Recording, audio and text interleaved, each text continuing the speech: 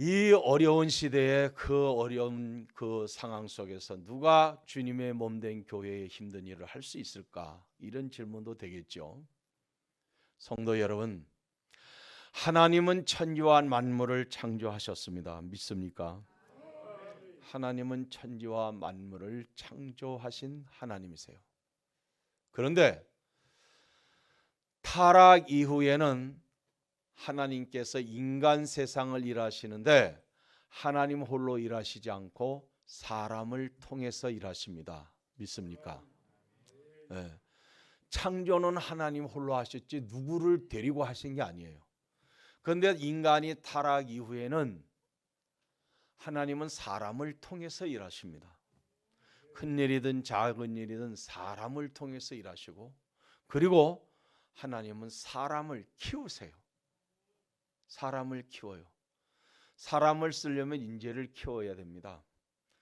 마찬가지로 하나님도 사람을 키우신다는 것을 성경을 통해서 우리는 얼마든지 알 수가 있습니다. 나는 하나님하고 아무 상관도 없이 사는 것 같은데 가만히 살펴보면 하나님의 뜻이 있었구나. 그래서 그 길을 가게 하셨구나.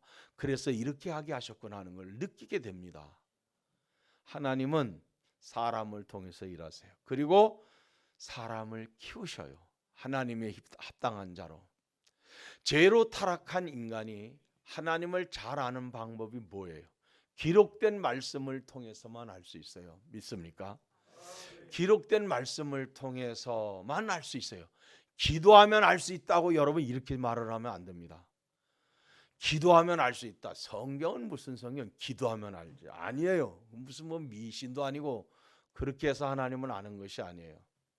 하나님의 말씀을 통해서 아는 거예요. 기도해서 안다는 것은 뭐냐? 기록되어진 하나님의 말씀을 통해서 기도하는 가운데에 깨닫게 하시고 알게 할 수는 있어도 기록된 말씀을 배제하고 하나님을 알려고 하면 안 되는 거예요. 이건 완전 빗나가는 일이 되어질 수 있습니다. 근데 기록된 말씀은 하나님이 주시는 믿어지는 믿음이 첫째 있어야 돼요. 이 말씀이 안 믿어지면 안 돼요. 사랑하는 성도 여러분, 이 말씀을 TV 앞에서 오늘 본당에서 함께 예배드리면서 하나님이 주시는 믿어지는 믿음이 첫째 있기를 원합니다. 무슨 일이 세상에 일어나고 무슨 일이 세상에서 벌어져도 하나님이 주시는 이 믿어지는 믿음이 있는 사람은 내가 죽는 한이 있어도 의심이 되질 않아요. 이게 오는 믿음, 저는 이렇게 표현합니다. 오는 믿음. 어디로부터? 하나님으로부터. 그래서 하나님이 주시는 믿어지는 믿음이 있어야 되고, 그 다음에 깨달을 수 있는 지혜가 필요합니다. 성경 말씀을 깨달을 수 있는 지혜가 필요한데 이 지혜 또한 사람의 타고난 천성적 지혜나 IQ가 높아서 하는 게 아니고 이것은 하나님께서 성령으로 말미암아 주시는 지혜인 거예요. 이게 필요합니다. 믿어진다고 해가지고 믿어지는 건 믿어지는데 깨달아지는 게 너무 더딘 사람들이 너무 많아요.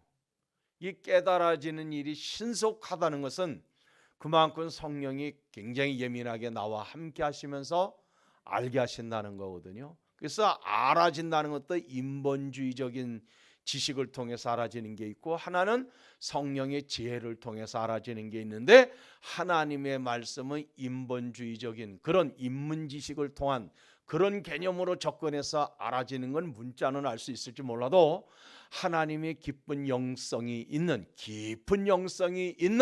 하나님의 말씀을 깨닫기는 매우 곤란합니다. 그래서 하나님이 주시는 믿어지는 믿음과 깨달아지는 지혜가 필요한데 이 은혜가 있어야 우리는 하나님의 말씀에서 조금이라도 빗나가지 아니하고 주의 말씀을 쫓아 살아갈 수 있다는 것을 믿습니다.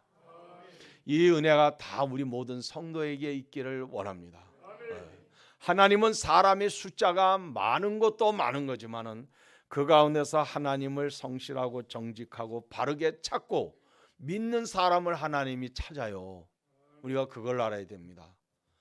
아무리 사람이 많아도 하나님을 올바로 찾는 믿음이 없을 때는 곡식으로 말하면 쭉정이로 표현을 하고 있어요. 성경에는 여러 가지의 표현을 하잖아요. 가라지와 곡식으로도 표현하고 양과 염소로도 표현하고 여러 가지로 표현하고 있습니다. 그게 다 사람을 표현한 얘기예요. 우리 주님은.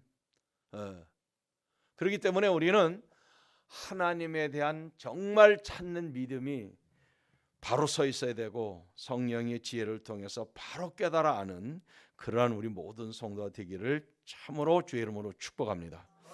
하나님은 모세에게 말씀을 하셨습니다. 뭘 말씀을 했느냐? 내가 유다 지파 후레의 손자 우리의 아들 부살레를 지명하여 부르셨다 그랬죠. 또 단지파 아히사막의 아들 오홀리압을 세웠다. 성경의 말씀을 보면은 항상 누가 나오든지 보면 대부분이 누가 나와요?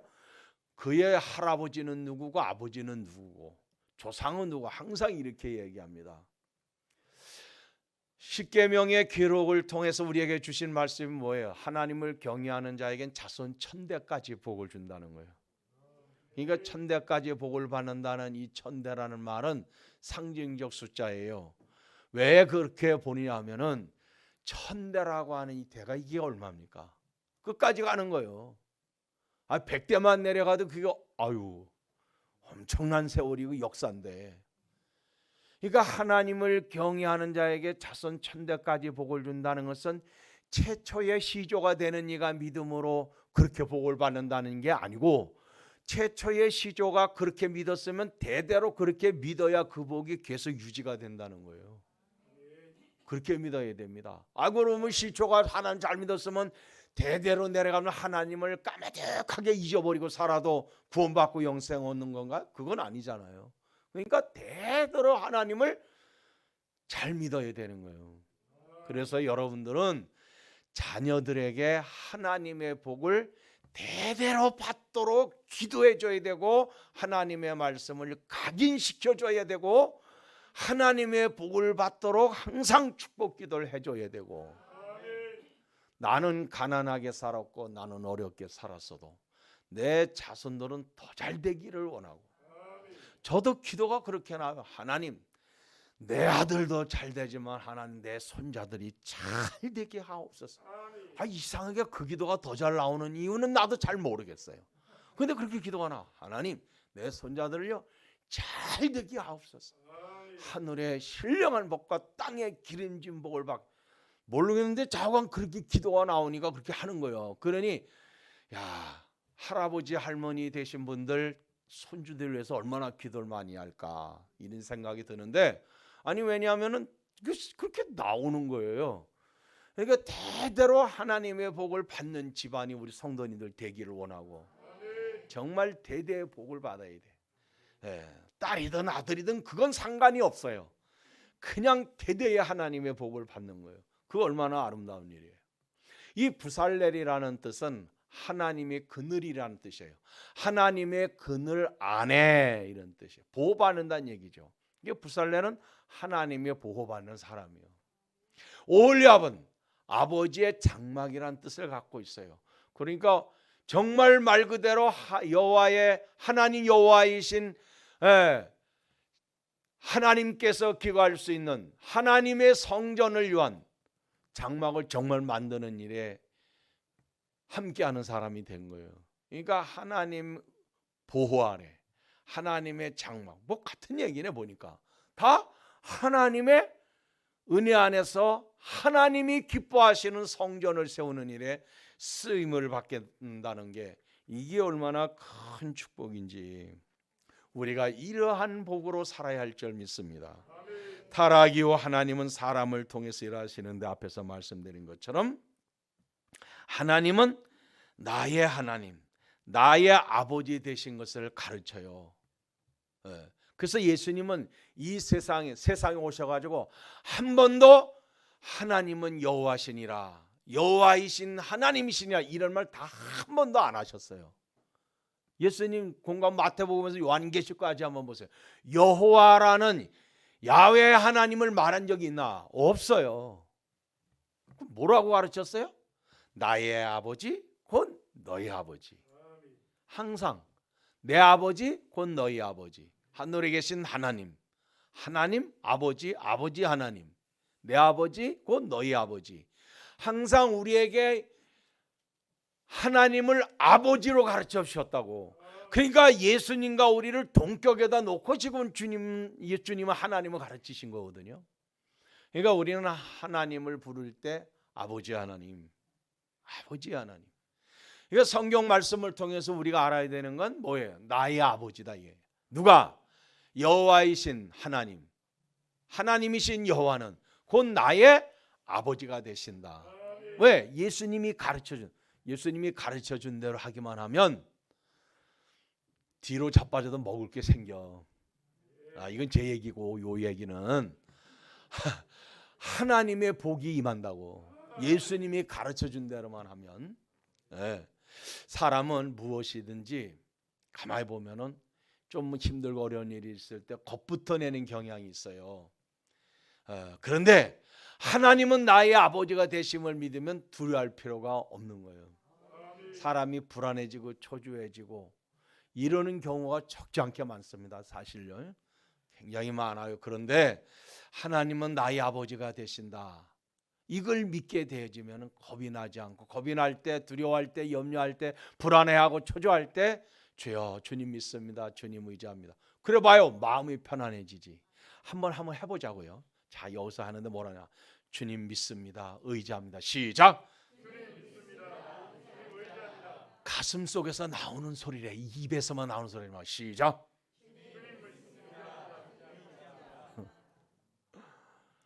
주님 의지해야 돼요. 주님 믿어야 됩니다. 성도 여러분, 물론 살아가다 보면 위급한 상황에 부딪힐 때도 있죠. 그런데 하나님은 그럴 때마다 거기에 합당한 은혜를 주시고 도우신다는 걸 믿어야 해요. 할렐루야. 하나님은 분명히 우리를 버려두지 않습니다. 하나님은 부살레를 부르시고 뭐라 했어요? 알아서 하라고 하지 않았어요. 하나님은 부살레과 오홀리압을 부르셔서 알아서 하라고 하지 않았다고. 다 그걸 할 수 있도록 그렇게 하나님께서 주신 거예요. 처음에는 맨 먼저 뭘 주셨어요? 영을 충만하게 하셨어요. 이건 성령을 얘기하는 거예요. 하나님의 성령으로 충만해야 돼. 왜냐하면 우리가 성령으로 충만하면 못할 일이 사실 없어요. 이게 무슨 얘기냐면 초대교회 보십시오.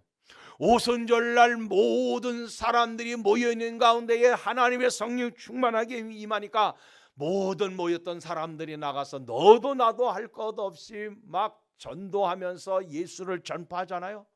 감옥에 들어가요. 감옥에서 담대합니다. 못할 말 없이 싹 다 해요. 오히려 관원들의 마음까지 딱 막아버릴 만큼의 그러한 지혜로운 말을 하면서 복음을 전하잖아요. 이게 뭐냐? 성령 충만해야 돼요. 우리 동해 명성께 모든 성도는 어른이나 아이나 할 것 없이 다 성령 충만해야 되는 거예요. 우리가 한 구석에 처박혔듯이 그래 있으면 성령 충만한 게 아니라 있는 것도 다 말라버리고 말아요. 영의 충만, 성령 충만을 위해서 기도해야 되는데 하나님의 부살레를 이렇게 영을 충만하게 하신다는 거예요. 그리고 뭘 주시느냐? 지혜를 주신다는 거예요. 사람의 타고난 지혜가 아니라 하나님이 주시는 지혜예요. 이 지혜는요, 그 일을 가만히만 봐도 알아지게 만드는 거예요. 이게 놀라운 겁니다. 그리고 총명을 주셔요. 지식을 주셔요. 재주를 주셔요. 그러니까 부살렐의 손에 들어가면 안 되는 게 없는 거예요. 다 돼버린 거예요. 그런데 여러분, 뭘 하나라도 만들려면, 그걸 만들려면 어떻게 되는 줄 알아요? 가가지고 견수공으로 들어가서 1년이고 2년이고 계속 배워야 돼. 선생님을 통해서 배워야 돼. 이걸 전문으로 받으면요, 전공을 하게 되는 거예요. 그런데 하나님이 주시는 거는 뭐 몇 년 배우고 뭐 석사학위 받고 박사학위 받고 그런 것도 없어. 하나님의 성령으로 충만하면 딱 만져도 이건 이렇게 하면 되는구나. 딱 설계도만 보고 이건 이렇게 하면 되네. 어떻게? 성령의 지혜를 통해 알아지니까 하지. 부살렐이 언제 가서 뭐 금 한 덩어리를 갖다 놓고 그거를 등대를 만드는 걸 어서 보기를 했습니까? 가서 배우기를 했습니까? 아니에요. 그런 거 없어요. 그냥 딱 손에 잡았을 때에 그게 만들어지는 거예요. 보면서 이게 하나님이 하시는 거예요. 아니 여러분, 다윗이 무슨 건축공학을 공부했어요?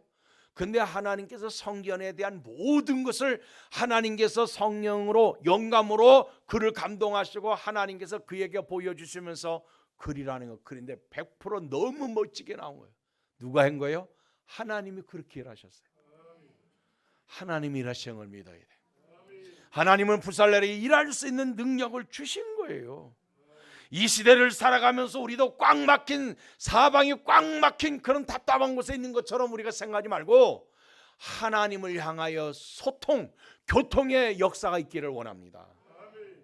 여러분, 아무리 사방이 다 막혀서 깜깜하다 할지라도 바늘구멍만큼도 구멍만 나 있으면 그것 속에 빛이 들어오는 거, 산소가 들어오는 것처럼 우리의 머릿속에 꽉 막힌 이곳에 하나님의 소통이 이루어지고 하나님의 교통하심의 은혜로 우리에게 지혜가 있고 총명이 있고 지식이 있고 재주가 있어서 믿음이 있어서 어려울 땐 어려울 대로, 쉬울 때는 쉬울 대로 헤쳐나갈 수 있는 하나님의 능력이 함께 하시는 것을 믿습니다. 주님이 도우시는 역사가 있기를 원합니다. 그래서 부살렐에게 주신 이 엄청난 능력을 어디서 구하겠어요? 사람에게서 배워서 된 일이 아니에요.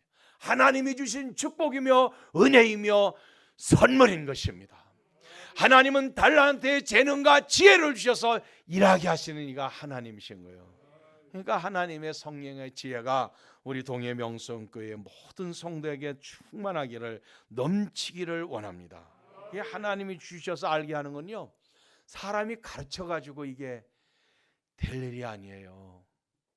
요즘에 제가 TV를 통해서 뭘 봤냐면은 세상에 그런 일을 보니까 어떤 학생은 중학생인데 분장 기술이 뛰어나더라고. 보신 분들이 있겠지만은 진짜처럼 하는 거예요. 와, 놀라운 거예요. 어떻게 이게 분장소리? 근데 그 아이는 어릴 적부터 뭘 손으로 만지고 하는 걸 그렇게 잘했다는 거예요.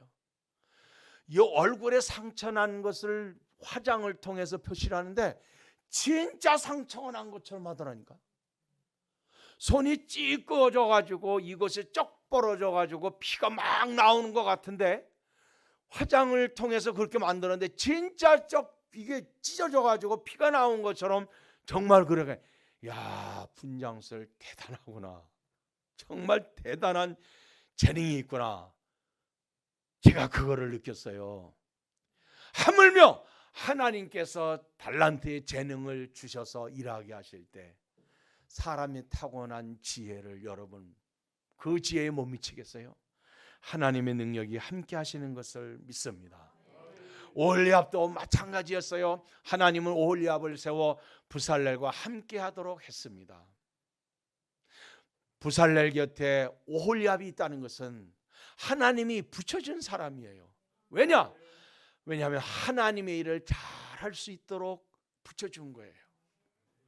구역장 옆에 인도자가 있어요. 구역 식구가 있어요. 잘 붙여줘갖고 호흡이 잘 맞춰져서 구역이 부흥되게 하고 구역이 잘 모이게 하고, 이게 얼마나 복입니까?